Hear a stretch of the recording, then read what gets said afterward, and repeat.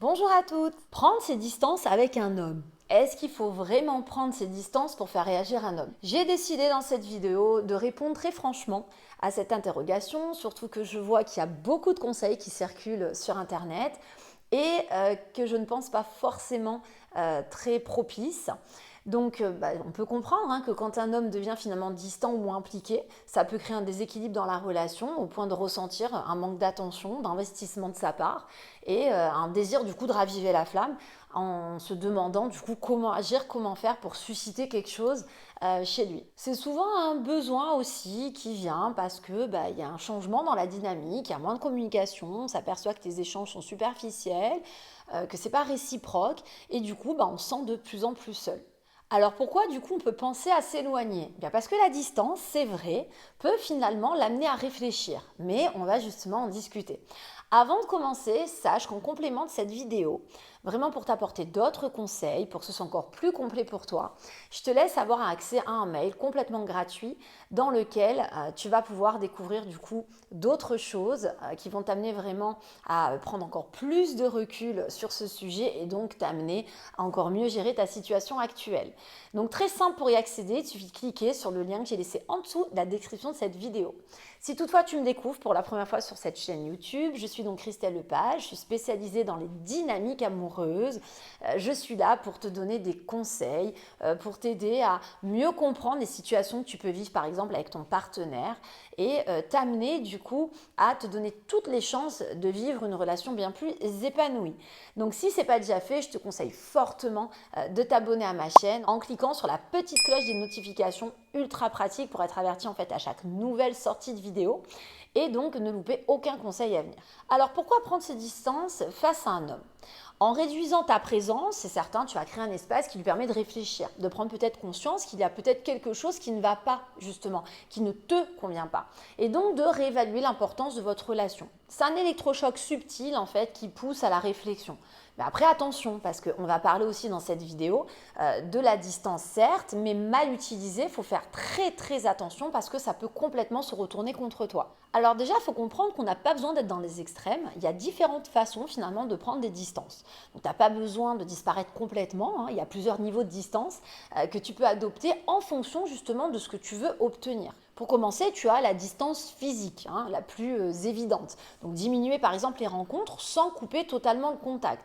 C'est-à-dire que tu vas faire en sorte qu'il te voit moins souvent, mais les moments passés ensemble restent de qualité. Il n'est pas question après de passer du temps avec ton partenaire et finalement de ne pas être en mesure de profiter aussi de cet instant, ne serait-ce que pour toi. Si déjà tu es en mesure de mettre de la distance physique, ça va te fatiguer parce que c'est pas simple, c'est énergivore. Si en plus derrière tu dois jouer la grande diva pendant tes rendez-vous, ça risque d'être très compliqué pour toi de tenir dans la durée. En quoi du coup ça va être efficace de mettre un petit peu de distance? C'est de comprendre que ça peut quand même un petit peu créer le manque quand tu es moins disponible parce qu'il peut commencer à aussi apprécier davantage vos moments en se rendant compte que finalement il y en a un petit peu moins. Si vous avez par exemple l'habitude de vous voir tous les jours, tu peux espacer les rendez-vous. Après, il faut verbaliser, tu peux lui dire écoute, j'ai des projets cette semaine, demain ça va être compliqué, mais on peut se voir vendredi. Ça va lui montrer en fait que tu as une vie en dehors de lui, ce qui est toujours plus attirant. La deuxième distance, c'est l'émotionnel. Ça ne veut pas dire non plus là que tu dois devenir froide ou glaciale, mais simplement réduire ta disponibilité émotionnelle. C'est-à-dire que tu restes respectueuse, polie, tu peux toujours passer des super moments avec lui, mais tu fais attention de ne pas non plus te montrer trop impliqué et pas non plus trop verbalisé sur tes sentiments d'une certaine façon. Alors en quoi c'est puissant? C'est une façon de montrer du coup à ton partenaire, puisque je le rappelle, cette vidéo est faite si ça vaut le coup de mettre de la distance parce que tu as affaire à quelqu'un qui n'est pas aligné avec toi, qui ne te donne pas assez, qui ne te donne pas à hauteur de ce que tu aimerais avoir. Donc à ce moment-là, ça peut aussi amener ton partenaire à prendre du recul en se demandant pourquoi ce changement. Tu étais peut-être beaucoup plus impliqué au préalable et là, il y a une forme de distance finalement émotionnelle qui se fait ressentir. Donc ça peut être intéressant parce que ça peut l'amener du coup à s'interroger tout simplement. Donc un exemple concret, tu ne vas pas répondre immédiatement par exemple à ces messages. Si tu avais l'habitude de le faire en quelques secondes, là tu vas prendre un petit peu plus de temps, quelques heures. Je le répète, il n'est pas question non plus de complètement sortir du jeu ou d'être froid, de donner la sensation que tu tiens plus du tout à lui, ça ne t'aidera pas. Ensuite, l'autre distance qui peut exister, c'est la numérique, avec les réseaux sociaux. Tu peux jouer en fait sur ta visibilité. Tu publies moins, par exemple, ou alors tu es un peu moins active en ligne et tu évites les interactions excessives avec lui. Toujours pareil, c'est quelque chose à faire si c'était trop avant. Si déjà avant il n'y avait pas grand chose, peut-être pas l'axe que tu vas devoir travailler. Alors en quoi ça peut marcher ? C'est parce qu'en fait, tu vas avoir quelqu'un qui peut-être ne plus voir tes stories ou tes publications habituelles, peut commencer à se demander ce que tu fais.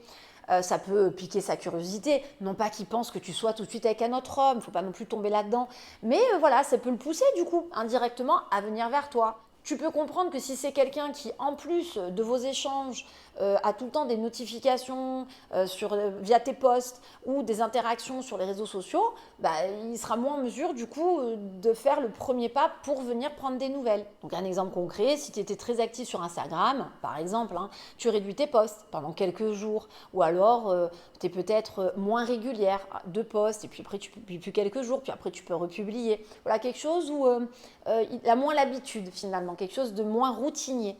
Et si tu publies, tu le fais pour montrer que tu profites de la vie, voilà, mais sans forcément chercher son attention directement.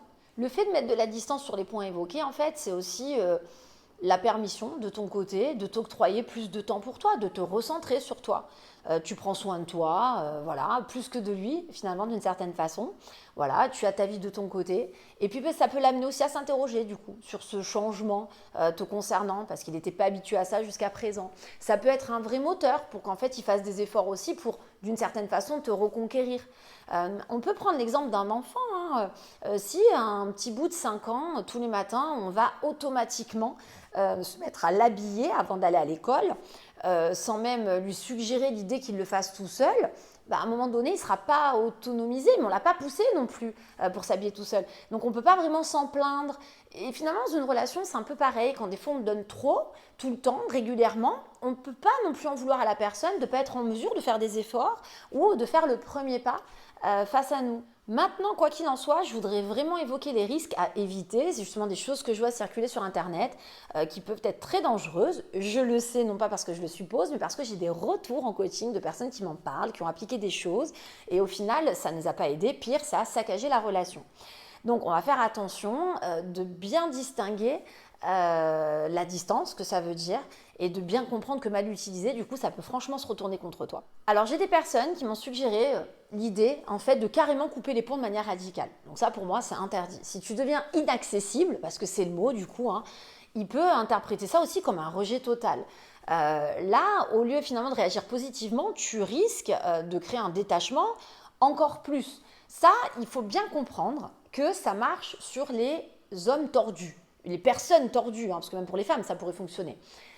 Si demain, tu as besoin de créer du silence radio à outrance pour faire revenir un homme vers toi et que ça fonctionne, parce que ça peut marcher, c'est que tu as affaire à quelqu'un qui est tordu. C'est-à-dire que tu as affaire à quelqu'un qui a besoin de galérer pour te courir derrière. Mais là, c'est ce que j'explique à toutes mes coachées, il faut partir en courant en fait. Parce qu'aujourd'hui, un homme équilibré, a besoin que tu mettes de la distance pour se rendre compte, comme l'exemple précédent d'un enfant qui n'a pas été automatisé, qui va devoir aussi jouer un petit peu sa part du marché dans la relation, peut-être se rendre compte qu'il a été un peu égoïste et qu'il va falloir qu'il se mette un coup de pied aux fesses parce que ça ne te convient plus, parce que tu attends autre chose. Mais celui qui a besoin finalement que tu l'ignores, que tu sois inaccessible, pour à chaque fois te recourir derrière, est un homme qui a profondément un problème psychologique. Il y en a, c'est certain. Mais est-ce que c'est ça que tu veux dans ta relation ? Et c'est là où je dis qu'il y a des conseils qui peuvent être dangereux, qui sont donnés ailleurs, où finalement on encourage ce type de relations toxiques qui sont tout sauf équilibrées parce que l'amour, il ne faut pas l'oublier, c'est aussi être un peu spontané. Alors, bien évidemment, c'est comme pour les enfants, si on leur donne tout le temps, ça peut créer de l'ingratitude, un manque de reconnaissance et un manque d'autonomie, comme dans une relation amoureuse, mais enfin, la logique quand même, c'est de pouvoir les prendre dans nos bras, leur dire qu'on les aime, qu'ils nous ont manqué, et de passer des moments privilégiés avec eux. La relation, là, c'est exactement la même chose. Donc, c'est important vraiment de comprendre qu'il ne faut pas non plus que tu tombes dans des extrêmes. Tu ne peux pas créer de la distance à coup de silence radio. Parce que ça peut marcher une fois, si toutefois c'est un tordu, marcher 2 fois, mais après, il va se passer quoi, en fait? À un moment donné, c'est le chat qui se mord la queue. Tu vas passer ta vie, en fait, à le repousser pour qu'il revienne, le repousser pour qu'il revienne. Et le moment de la construction, le moment où vous devez évoluer ensemble, il se trouve où dans tout ça? Donc ça, il faut quand même y réfléchir. Le deuxième risque, justement, c'est de laisser du coup l'ego prendre le dessus. Donc là, en fait, il ne faut pas transformer cette distance en jeu de pouvoir. C'est exactement ce que je t'expliquais un petit peu avant. Si tu cherches simplement à gagner ou à prouver quelque chose, tu risques finalement de détruire la dynamique qu'il y a entre vous. L'amour, c'est aussi être spontané. C'est-à-dire qu'à un moment donné, il faut lâcher prise. Ce n'est pas de la stratégie perpétuelle, ce n'est pas du calcul perpétuel. Je veux dire, déjà, une relation, tout le monde le sait, quand elle va évoluer, pour ceux par exemple qui n'ont pas eu d'enfants, elle est toujours plus compliquée par la suite parce qu'il y a des difficultés, le fait d'avoir des enfants, il y a des problèmes d'argent aussi des fois dans un couple qui peuvent poser des tensions, le fait d'acheter en commun, bref, il y a assez de choses déjà dans la vie, vraiment rassure-toi, pour se prendre la tête, pour que ce soit difficile. Donc si déjà dans les débuts, il faut créer des jeux de pouvoir pour arriver finalement à s'épanouir avec l'autre, c'est qu'il y a un truc qui ne va pas, c'est qu'il y a quelque chose qui ne colle pas, c'est que vous n'êtes pas sur la même longueur d'onde. Donc il faut aussi faire attention à ça. Donc si aujourd'hui, je devais te donner des astuces concrètes pour faire en sorte de faire revenir un homme vers toi, de te rendre plus attirante, déjà, très simple, je vais te dire, ce qui est logique, du coup, de te rendre peut-être moins disponible. Donc, tu n'es pas obligé d'être là pour lui tout le temps. Tu peux montrer que tu as une vie aussi qui est remplie. Voilà, ça l'oblige du coup aussi à être à l'initiative, par exemple, pour prendre des rendez-vous. Et puis, c'est aussi une façon de montrer que tu n'es pas acquise. Dans le sens où voilà, tu peux être dispo, passer du bon temps avec lui parfois. Tu peux aussi le ranger même dans tes priorités, être vraiment une femme aimante. Mais ça ne veut pas dire que pour autant tu es prête à tout accepter parce que tu as une vie aussi remplie en parallèle. Et quand il n'est pas là, tu es en mesure aussi de t'occuper. Donc ça, c'est important parce que c'est une façon de montrer à cet homme que tu es quelqu'un de bien construit et que donc tu as aussi les épaules de main peut-être pour te séparer de la relation si ça ne t'allait plus. Parce que parfois, malheureusement, égoïstement, sans parler de tordu, il y a des gens qui ont la sensation que l'autre est jamais en mesure de nous quitter ou serait jamais en mesure de partir, voilà, sont un petit peu assis sur leur laurier et du coup, voilà, vont un petit peu en profiter. Donc c'est pour ça qu'une femme qui est en mesure de montrer qu'aujourd'hui, elle est aussi en mesure de s'occuper en parallèle et d'être heureuse sans parler de sa relation de couple, ça peut aussi montrer à un partenaire qu'il va falloir qu'il fasse quand même des efforts pour arriver à maintenir cette relation. Moi, il y a une expression que je répète tout le temps en coaching que j'adore, c'est d'expliquer que oui, je peux t'aimer, mais pas à n'importe quel prix. Et ça change tout parce que c'est une façon du coup de témoigner à quelqu'un qu'on peut être aimante, on peut être adorable, on peut être dévoué pour plein de trucs, on peut rendre service, mais ça n'empêche que même si je t'aime très fort, c'est pas n'importe quel prix. C'est-à-dire que s'il n'y a pas de contrepartie, si derrière je me sens négligée ou s'il n'y a même pas de donnant-donnant, à un moment donné, tout ça va s'arrêter. Et c'est plutôt ça la force de la relation, c'est plutôt ça qui peut effrayer et pousser un homme à revenir vers toi finalement. Et pas l'idée juste de donner la sensation que tu coupes les ponts et que tu es complètement absente et que sur les réseaux sociaux tu pètes le feu, que tu peux vivre sans lui parce que déjà c'est du paraître, tu sais très bien au fond de toi que c'est pas vrai, ça va te rendre malade. Et puis parce qu'en plus si toutefois ça fonctionne, au secours. C'est qu'il y a quelque chose de malsain, quoi. Il y a un truc qui ne va pas. Un homme équilibré, normalement, cherche aussi une relation équilibrée. Je le rappelle, un homme qui va des fois te négliger un peu, ça peut être de l'égoïsme. Je ne cautionne pas, mais ça peut être un besoin juste de prendre conscience des choses pour pouvoir réagir. Celui qui a besoin d'électrochocs à chaque fois pour réagir, il y a un truc, là, c'est pas d'égoïsme, ça va au-delà, c'est de la manipulation, c'est du profit, ou quelqu'un qui finalement a un gros problème psychologique et a besoin de se sentir constamment rejeté pour revenir vers toi. Mais ça, c'est pas sain. Ensuite, une autre astuce que je peux te donner, c'est tout simplement de prendre en considération tes passions, quitte à même t'en donner d'autres, si tu te rends compte que tu es un peu dépendante affective, que tout tourne beaucoup autour de ta vie amoureuse, c'est le moment de te prendre en main. Occupe-toi de toi. Fais des choses qui te rendent heureuse, qui t'épanouissent. Non seulement ça va t'aider à aller mieux, mais en plus ça va te rendre aussi très attractive. Tu auras forcément plus de discussions, plus à partager, plus de choses à raconter. Et puis subtilement, mais même pour toi finalement, et ça c'est pas du rapport de force, Une personne demain qui fait plein d'activités, on a toujours la trouille de se dire bon bah il y a beaucoup d'activités qui sont faites sans moi et tout. Ça ne veut pas dire que demain elle ne pourrait pas rencontrer quelqu'un ou avoir un petit coup de cœur ailleurs. On est des êtres humains, on y pense tous ça dans une relation. Donc c'est pour ça aussi que c'est une façon de montrer que tu n'es pas acquise parce que tu fais plein d'autres choses en parallèle et qu'il n'y a pas tout qui tourne autour de ta vie de couple ou en tout cas de ce partenaire. Et ensuite, une autre astuce qui pour moi ça est vraiment très très importante, c'est de garder une communication ouverte. Si tu décides de prendre de la distance, pour toutes les raisons qu'on a évoquées, quelle que soit la distance que tu choisis, sois clair sur tes intentions. Positionne-toi pour qu'ils comprennent. Tu ne peux pas arriver demain, je reprends l'exemple d'un enfant, décider que tu en as marre d'habiller ton gamin tous les matins avant d'aller à l'école, parce que tu estimes qu'à 5 ans, 6 ans, il est en mesure de s'habiller tout seul, par exemple, et donc décider un matin de te lever, sans rien dire, et de le bouder, ou de ne pas aller le voir, ou de ne pas l'habiller. Ton enfant ne va pas comprendre, il risque même de se braquer, il ne va pas comprendre. Tous les jours tu m'habillais et là du jour au lendemain tu m'habilles plus, il se passe quoi? Et en plus tu fais la tête ou alors voilà, tu m'ignores. Donc c'est très important d'assumer finalement ce ras-le-bol qui peut t'amener du coup à prendre de la distance. Ça ne va pas créer de conflit, il ne faut pas avoir peur de ça non plus. Je vois dans mes coachings, j'ai beaucoup de mes coachés qui ont peur. Oui, il va mal le prendre et tout. À un moment donné, on n'est pas là non plus pour avoir peur des réactions de l'autre, on est là pour exister. On a le droit nous aussi de dire ce qu'on ressent. Donc, au contraire, il faut dire les choses calmement. Et à ce moment-là, tout comme un enfant, tu sais, Benoît, je ne vais plus t'habiller le matin. C'est pas que je veux pas, c'est pas que je t'aime pas, mais c'est que tu arrives à un âge où tu es en mesure quand même de mettre tes chaussettes tout seul, ton pull. Tu as besoin d'aide, je suis là. Mais voilà, je ne sais plus à maman de le faire. Logiquement, il n'y aura pas de problème, l'enfant peut que comprendre et les choses vont évoluer dans le bon sens. Dans ta relation de couple, c'est pareil. Il faut arriver, il ne faut pas avoir peur. Écoute, aujourd'hui, je t'avoue, je n'étais pas très finalement genre premier pas. Je suis toujours en train de te relancer, c'est beaucoup moi qui suis l'initiative des rendez-vous. Alors, ça ne me dérange pas, parce que moi je suis bien avec toi, je me sens heureuse. Mais d'un autre côté, ça me dérange parce que j'ai quand même besoin qu'il y ait un peu d'équilibre. Et puis même moi, des fois, j'ai l'impression peut-être de te déranger. Et à ce moment-là, tu vas l'expliquer, dire donc je veux aussi qu'il y ait ta part à toi à faire et puis peut-être que toi tu as besoin aussi voilà, de te rendre compte si tu es en mesure d'avoir envie de passer du temps avec moi. J'en sais rien, mais ce qui est sûr, c'est que je sature un petit peu de ce côté où je ne sens pas la relation très équilibrée. Par exemple, si tu veux aborder ce point-là, tu ne peux pas, si tu es avec un homme équilibré, qui est en tout cas gentil, même s'il est égoïste, mais avec un bon fond, avoir quelqu'un qui ne comprendra pas. La chose que tu peux avoir, c'est une personne qui dira oui, mais c'est parce que tu m'en demandes trop. Mais auquel cas, c'est une réponse. Et moi, je le répète, je suis dans un métier où je ne suis pas là pour entretenir le déni, je suis là pour amener les gens à avoir des réponses. Donc, à ce moment-là, c'est intéressant. Je veux dire, mais alors dans ces cas-là, c'est quoi que tu as à me proposer? Parce que toi aussi, peut-être, il faut prendre tes dispositions. Tu vois, plutôt que de vouloir travailler les silences radio, vouloir rentrer en conflit, parce que finalement, tu ne vas pas le faire évoluer. C'est pas ça qui va l'amener à un méga déclic, faut pas rêver. Peut-être que du coup, tu vas tenir un bon sujet qu'il va falloir développer. Mais pourquoi? Ça veut dire quoi t'en demander trop? Qu'est-ce que t'attendais d'une relation? Si on est ensemble aujourd'hui, c'est que tu es quand même dispo pour une relation. Donc peut-être ça vaut le coup que tu fasses quelques efforts, par exemple. Donc tu vas l'amener à une discussion. Et quand bien même tu n'as pas ce type de retour, moi je le vois dans mes coachings, il y a des gens une fois qui sont agréablement surpris. Ok, je ne me rendais pas compte. Ouais, enfin, tu sais, j'ai toujours procédé comme ça. Moi, je ne suis pas téléphone, je ne suis pas message, je n'ai pas trop d'esprit d'initiative. Ah, ok, je comprends. Mais voilà, il va falloir que tu fasses un effort là-dessus parce que pour moi, c'est dérangeant en fait. J'ai jamais fonctionné comme ça avant toi.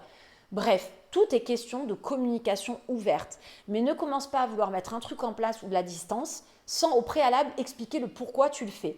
Et d'ailleurs, si tu as affaire du coup à quelqu'un qui est un peu réfractaire, ouais, mais moi je suis comme ça, moi je ne suis pas du genre à contacter, pas de problème. Ce que tu vas faire, c'est que tu vas rester avec ta suite dans tes idées. Tu vas donc mettre la distance dont tu viens de lui parler. Et à ce moment-là, sans doute, quand cette personne va se rendre compte que tu as été en mesure de mettre cette distance et que tu tiens bon dans la durée, je ne parle pas de silence radio, je parle de faire un peu moins qu'avant, de donner un peu moins, d'être un peu moins présent, d'être plus dans tes activités en parallèle, je parle que de ça, de se rendre compte que ouais, en fait, tu rigolais pas et que peut-être qu'il va falloir que voilà, ils s'investissent davantage. Donc, c'est vraiment important de comprendre que tu ne dois pas avoir peur de verbaliser, de te positionner avant de mettre en place une distance, quelle que ce soit, si tu ne veux pas justement créer de rapport de force ou même de malentendus. Donc oui, je suis d'accord, prendre ces distances avec un homme, ça peut être une stratégie qui peut être efficace, mais à condition de l'utiliser avec beaucoup d'intelligence et de la modération. Donc rappelle-toi que le but, c'est vraiment de recréer une dynamique saine entre vous, pas de manipuler ou de forcer les choses finalement. Alors si tu sens aujourd'hui que ton partenaire devient distant, prends du recul, concentre-toi sur toi, laisse-lui l'espace nécessaire pour justement y réfléchir et surtout reste toi-même. Une personne forte, épanouie et prête aussi à avancer et à exprimer ses attentes. avec ou sans lui. Et tu vas voir que c'est ce qui va faire vraiment toute la différence. Alors je te rappelle qu'en complément de cette vidéo pour t'aider, je t'ai laissé accès à un mail gratuit dans lequel tu vas recevoir d'autres conseils en fait qui vont vraiment combler, compléter ce qu'on s'est dit sur cette problématique pour t'aider justement à aller de l'avant, à mieux gérer cette situation. Si ce sujet t'a plu, alors pense à me faire un petit like d'encouragement. Si ce n'est pas déjà fait, pense à t'abonner à ma chaîne, à cliquer sur la petite cloche des notifications, très pratique pour ne louper aucun conseil à venir. Et en attendant, je te dis à très bientôt pour toute la suite de mes vidéos.